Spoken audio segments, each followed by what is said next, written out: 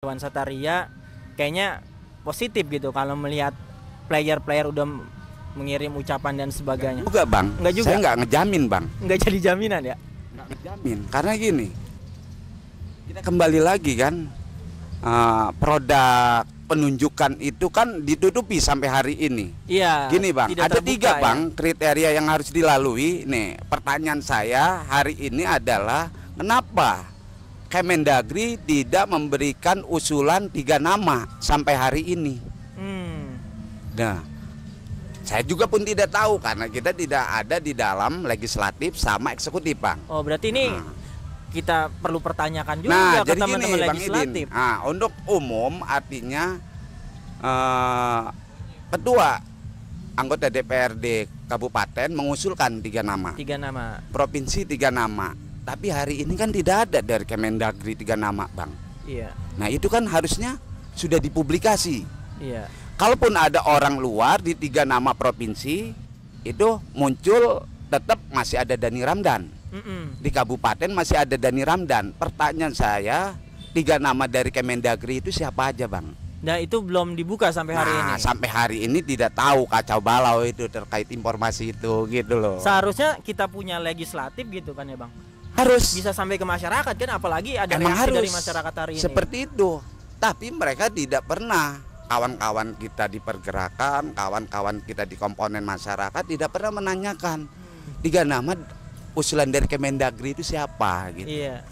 Toh kalau 3 nama itu muncul Pak Iwan Sataria, saya bisa janjikan bahwa hari ini beliau bisa jadi. Tapi kalau 3 nama dari Kemendagri itu tidak ada nama Pak Iwan, saya yakin dia nggak bakal jadi, Pak. Jangan-jangan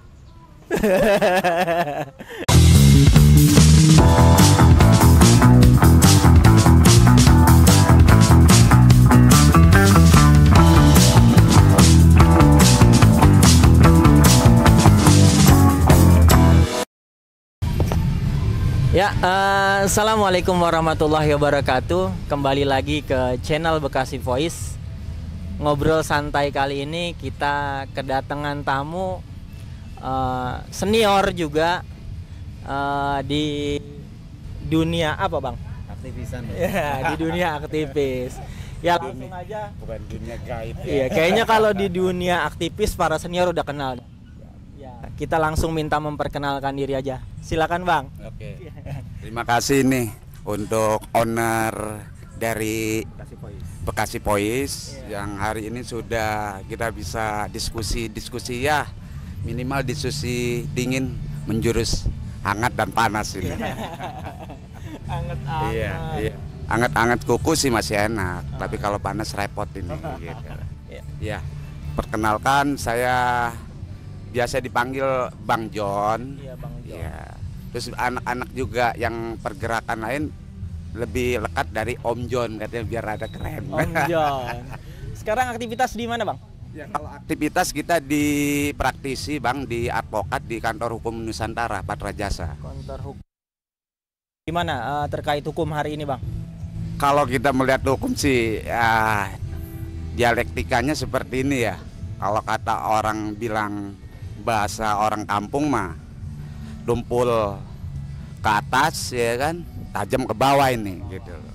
Tapi kalau kita kembalikan lagi, kalau kata abang-abang Cupang sama Bang Idin mah, ya hukum itu kan tergantung siapa yang mesan gitu loh. Biasanya kayak gitu, Bang Idin. Kalau hukum itu kan sebenarnya hanya cuman bahasa kembali lagi titipan dari apa ya, dari pandangan agama ya. Jadi dari kita adanya manusia, adanya Adam turun ke bumi, berarti kan udah ada hukum itu bang itu. Berarti kalau ngomongin hukum berarti udah kelotokan ini mah ceritanya begitu. Bukan kelotokan sambil belajar ya, ini. Kalau kata orang Bekasi udah kelotokan begitu bang. Ya alhamdulillah kita sambil belajar ini bang Idin. Buat tinggal di mana bang sekarang? Kalau untuk saya tinggal di daerah sekitar Bekasi Timur. Bekasi Timur, berarti tapi tetap aktivitas di Bekasi Raya lah ya, Bekasi Kota Raya. Kabupaten. Ya karena kita lahir pertama untuk hadir menginjakan kaki di daerah Tambun bang, di kampung Pekopen. Kebetulan kita ini ada monumen udah terkenal. Ya, luar biasa. Museum ini. Gedung Juang nih di Iya. belakang kita. Ngomongin Bekasi nih Bang, sebagai senior lah gitu di dunia aktivis. Bagaimana sih Bang pandangan Abang Bekasi hari ini nih? Kalau Bekasi hari ini kan kita ada beberapa fenomena ya, Bang Cupang, Bang Idin. Yang kita lihat sih fenomena yang paling menarik biasanya dihembusin sama isu-isu gitu loh. Isu yang sebenarnya belum pasti, baru katanya akhirnya diselimuti tuh. Diselimuti dengan yang namanya politik gitu loh. Ya, jadi kalau hukum itu kan pasti ada hubungannya sama politik nih Bang. Jadi kalau kita berbicara hukum pasti berbicara politik nih ya.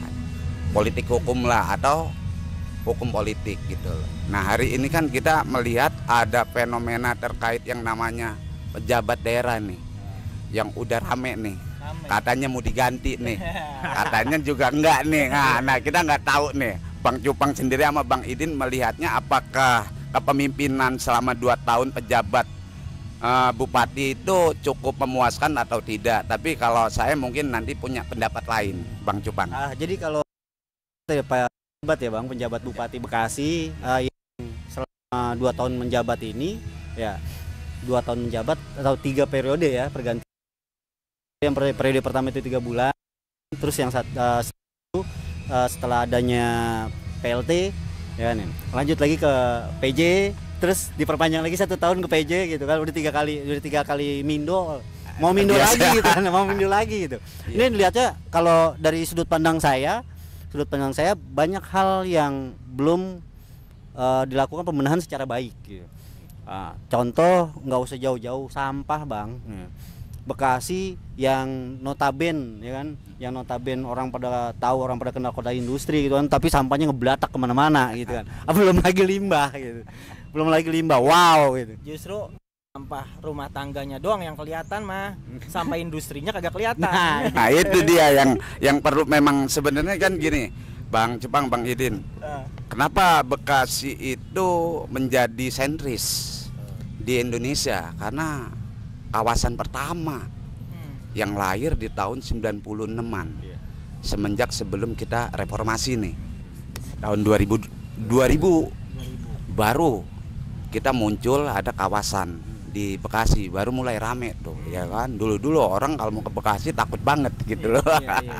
Kalau sekarang udah pada berebut nih kan gitu loh.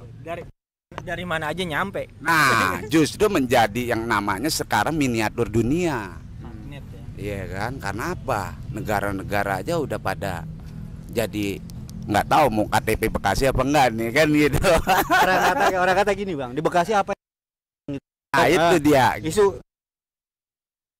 Bekasi Bang, konkret ya kan. Waktu lalu beras sintetik Bang, beras datangnya dari mana? Bekasi gitu Bang. Sampai koruptor Quran juga dari Bekasi. Bekasi tuh. Nah, perihal itu Bang, tadi kita kembali lagi ke isu konteks isu penjabat ya Bang ya. Ini menurut kaca ini belum tanggal 22 ya Bang, tapi udah kalau Brigjen Ihwan ya. Brigjen Ihwan Satari. Brigjen Ihwan Sataria itu katanya beliau yang bakal menjabat sebagai sebagai PJ. Gimana menurut pandangan Abang? Ya kalau diminta pendapat kita juga bukan Mendagri nih gitu. Karena kan yang ngusulin itu kan di 3 karena ada undang-undang tentang pilkada ya. Nah, habis setelah kita ada gugat uji materi itu Bang di tahun 2022 tuh, Perludem itu kawan-kawan yang ada di nasional itu melihat bahwa gini, pilkada sama pemilu itu di tahun 2024 berbeda sama tahun 2019 nih Bang. Kalau di tahun 2019 kita tidak bersamaan terhadap pilpres.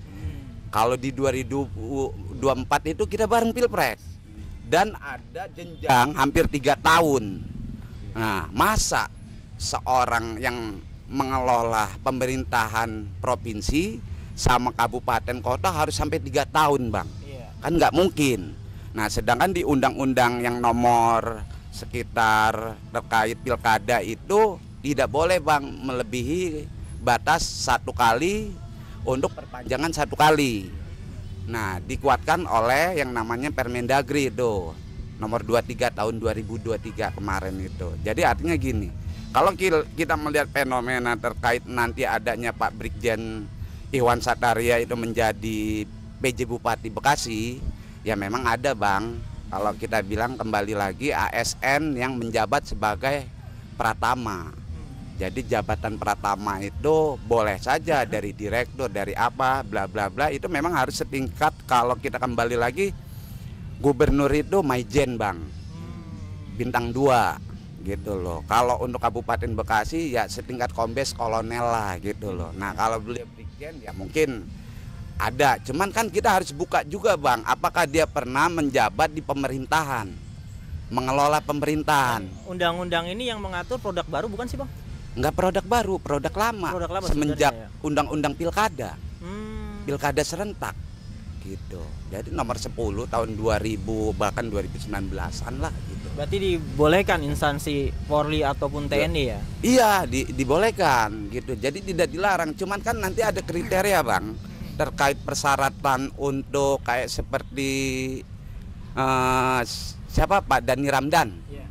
Pak Dhani Ramdan itu kan pernah menjadi di sekitar Pangandaran, terus dilanjutkan ke Kabupaten Bekasi, walaupun dia sebagai Kepala Dinas Provinsi BPDB ya tentang bencana daerah. Nah hari ini kan beliau udah 2 periode Bang.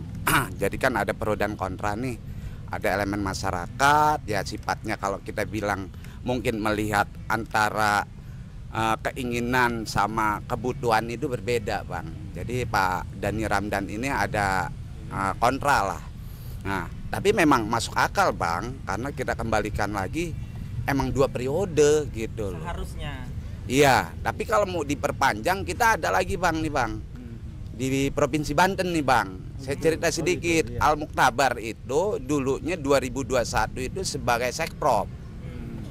Beliau itu menggantikan Wahidin Alim di tahun 2022 setelah selesai. Karena kan habis tuh masa definitif terhadap Gubernur Banten.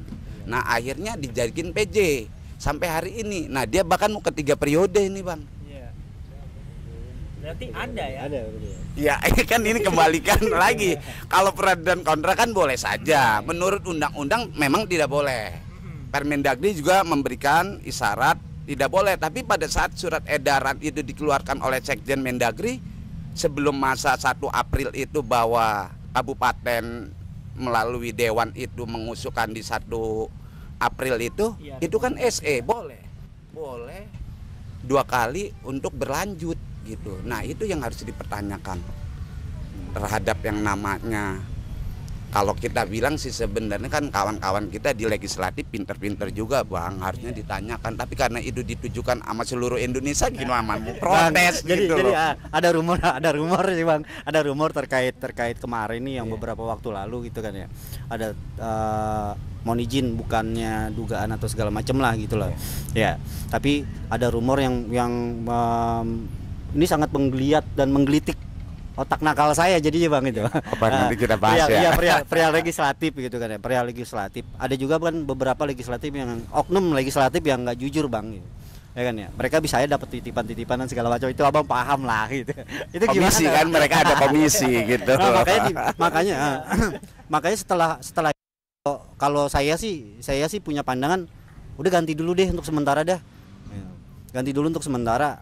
Ya belum dicoba Bang gitu.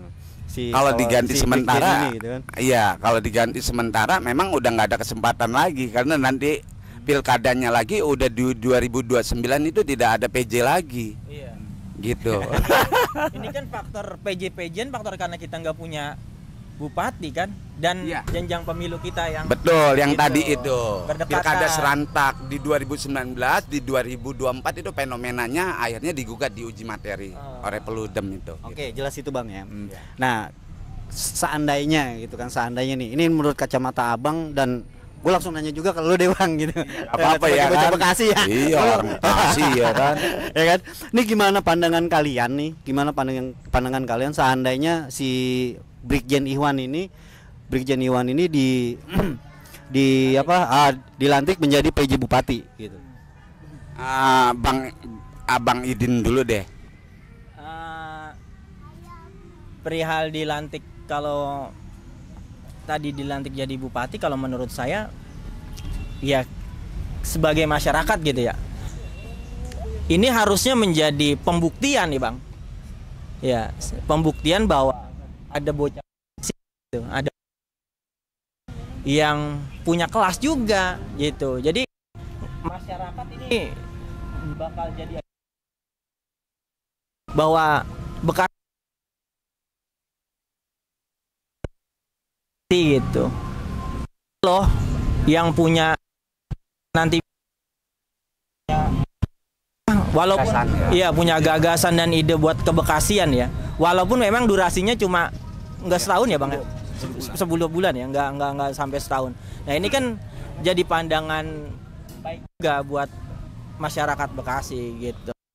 Kita apresiasi Bang Idin terkait yang namanya Pak, kalau di itu Laksamana ya, kayaknya ya, karena dia angkatan laut ya beliau ya.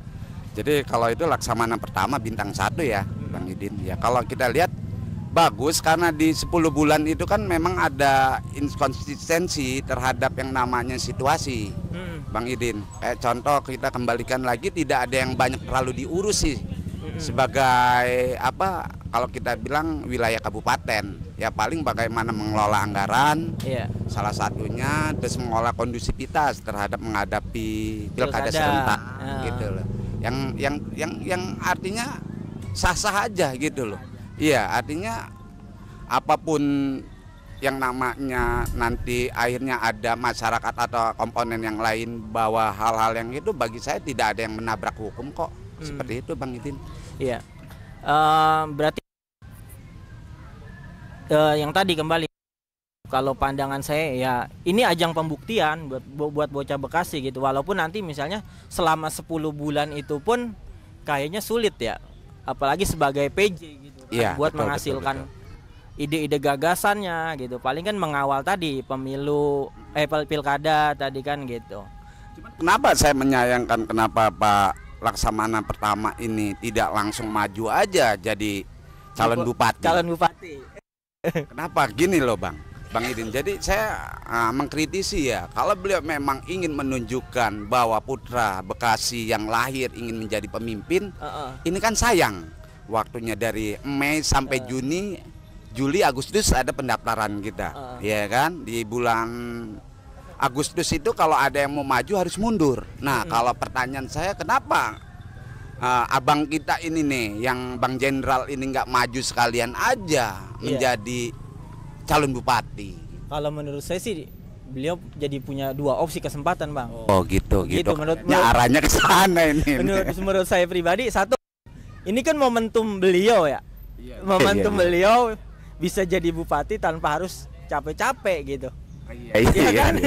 Dan tahun depan mungkin di 2029 ya, yang akan datang bisa ada kesempatan juga kalau beliau memang hari ini gitu dilantik, kemudian juga mampu membuktikan kepada masyarakat Kabupaten Bekasi gitu, sekaligus ajang promosi gratis nih ke masyarakat Kabupaten Bekasi gitu Bang. Iya, memang hiruk pikuknya kan luar biasa ini, karena memang ada konstelasi terhadap kenapa penolakan kepada Dhani Ramdan itu begitu kencang ada dari kawan-kawan kita komponen lain kan, gitu kan.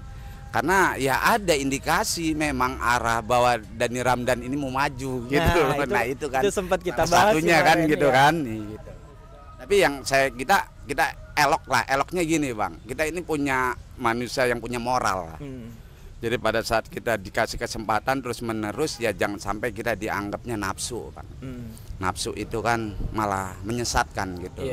Saya berharap ya Pak DR kalau memang mau maju nanti di konstelasi pilkada, ya lebih baik pulang dulu aja. Iya kan? Kembali lagi ya kita uji coba dengan yang namanya fair play. Nah, kalau nggak jadi PJ, jadi nggak jadi bupati. Betul, gitu loh Bang Idin. Karena hari ini kan banyak gitu kan.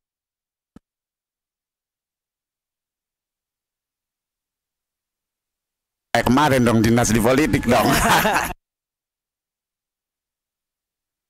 Juga menjadi adanya reaktif dari teman-teman di Bekasi gitu, Bang. Ya, saya apresiasi. Jadi kalau kita lihat dari Undang-undang Pilkada sama Permendagri itu memang melarang, Bang. Jadi fair play lah kalau seandainya memang besok itu sebenarnya hari kemarin Bang habis 18 dari SK yang diberikan kepada Permendagri di 2023 ya. Itu 18 Mei, Bang. 18 Mei itu selesai. Terus besok itu harusnya ada PLH, Bang.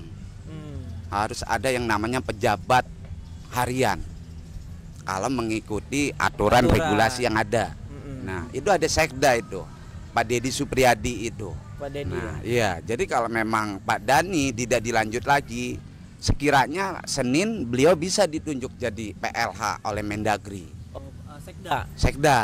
Karena aturannya seperti itu. Nomor 2 di kabupaten itu sekretaris daerah. Sekda. Sama di provinsi Sekprop. Nah, kayak seperti kemarin di Banten, habis di 2 hari Pak Al Muktabar itu jadi PLH dulu sebelum jadi dilanjut pejabat lagi nih, Bang, hari ini, Bang.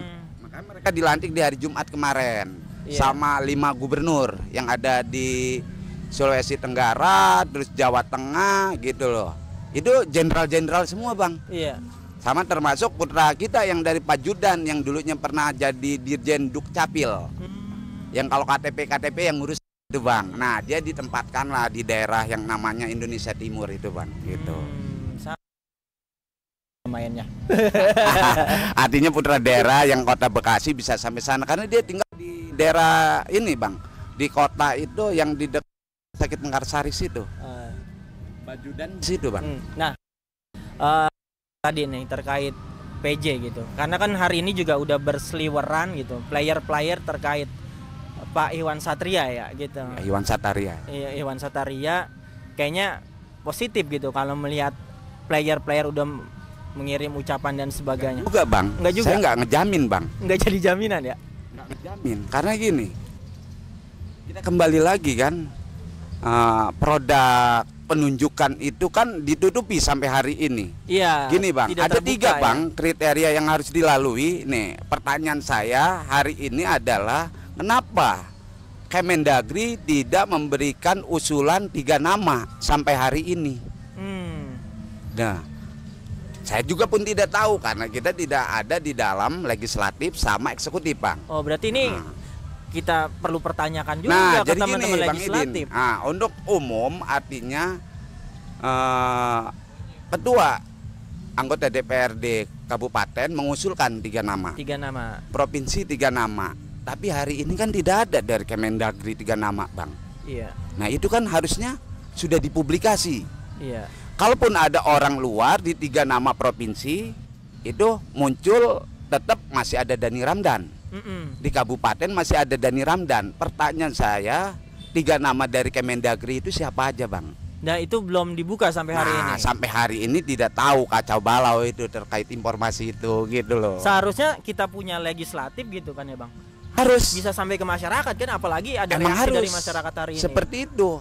Tapi mereka tidak pernah. Kawan-kawan kita di pergerakan, kawan-kawan kita di komponen masyarakat tidak pernah menanyakan 3 nama usulan dari Kemendagri itu siapa gitu. Iya. Toh, kalau 3 nama itu muncul Pak Iwan Sataria, saya bisa janjikan bahwa hari ini beliau bisa jadi. Tapi kalau 3 nama dari Kemendagri itu tidak ada nama Pak Iwan, saya yakin dia nggak bakal jadi, Pak. Jangan-jangan Berarti terkait PJ tadi nih, terkait PJ tadi yang memang hingga saat ini belum ada surat dari Kemendagri ya, Bang.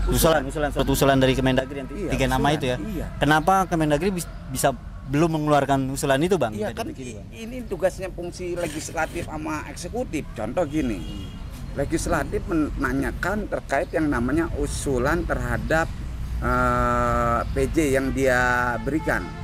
Nah, eksekutif provinsi menanyakan usulan dari Kemendagri dari 3 nama itu kenapa sampai hari ini tidak ada. Berarti kan gini simulasinya.